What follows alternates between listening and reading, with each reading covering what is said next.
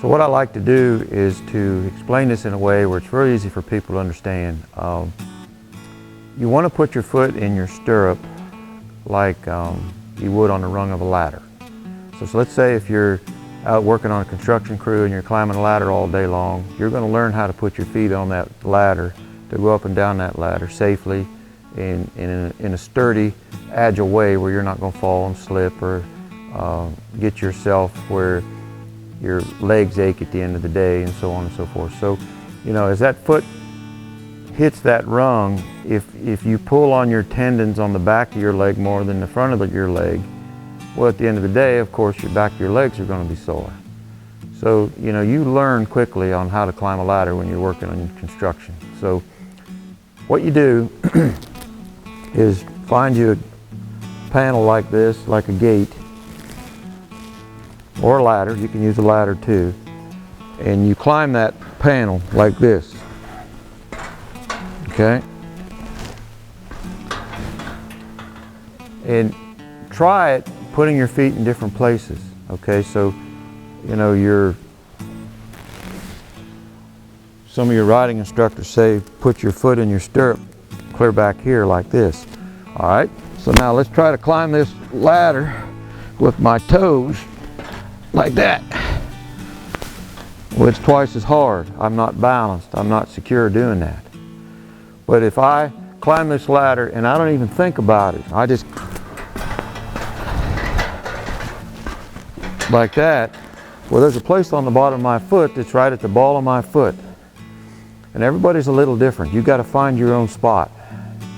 But there's a spot there where you put your foot on that rung to where you find balance. You find a place where all the ligaments and all the muscles in your legs clear up through the back of your neck. Everything is at the same tension, at the same pressure. And that's very important. I've had dressage instructors come here from all over, and I've shared that with them, and all of them agreed with me that that's the proper way to do it. So this is just something I came up with on my own because it just seemed like so many people were getting sore, you know, riding their horses. So you know, that's something that's good for you to try. Now we'll go over here and I'll show you on a set of stirrups, you know, on how to place your feet. We're on my riding simulator, and I'm going to show you my foot right here, how it's placed in my stirrup. It's on the same part of my foot as it was on that rail of that fence over there, okay? So when I sit here in this saddle, I'm able to put a third of my weight in my seat, a third of my weight in each stirrup, and I'm just like I was standing on the ground. And my legs are right up under me where my heels, if I look down, I can just barely see my toes. And my heels and my hip and my shoulder are all parallel. And so when I ride, I'm going to ride my horse like this. Then when I want to stop, I bring my feet forward.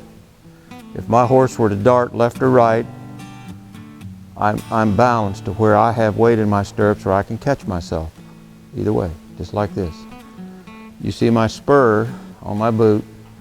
When I turn my toe out, I'm able to reach up and touch the side of my horse with my spur. So I have to work and I have to reach with my spur a little bit. That's what I want to do.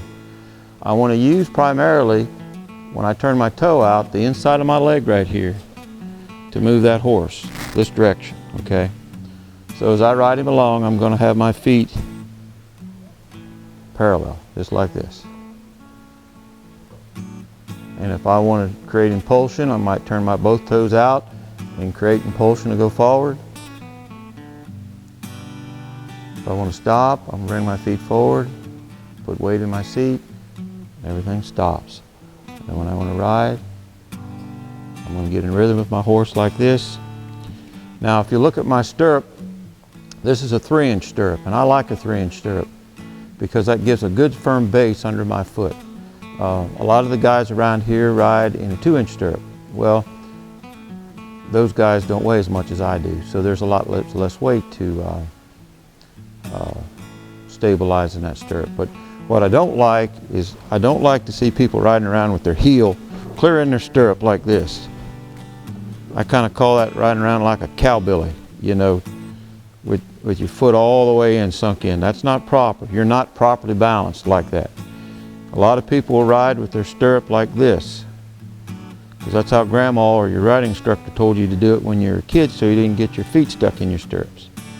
But if you bring your foot in and you place that stirrup just like that, you'll be able to feel your body align itself and find itself to be in balance. So just work with that and just move your foot in and out. And I like these aluminum stirrups because they're heavy and I can get my foot in and out, and I don't even have to look down. I don't even have to work at it. I just get my foot and I can reach down in there and get my spur and grab it with my boot. I can mount my horse, I can grab that stirrup with my boot and put my foot in and out. And I've had the occasion to where things didn't work out well and I had to come off a horse unsuspectingly, and somehow or another, miraculously, my feet came right out of those stirrups, when I'm sure glad they did. Where if you have a wooden stirrup, or if you have an English tile stirrup, where if you have any interference at all, and any resistance in getting that foot out, I don't like that. And I don't want it, and I'm not going to have it. So I would recommend you make sure you got it to where you can get your foot in and out of that stirrup nice and freely, and you're sitting on your horse just as comfortable as you are standing on the ground. And if you can accomplish that, you watch and see. You won't be sore at the end of the day, and you'll feel like everything's in balance, and your horse will appreciate it too.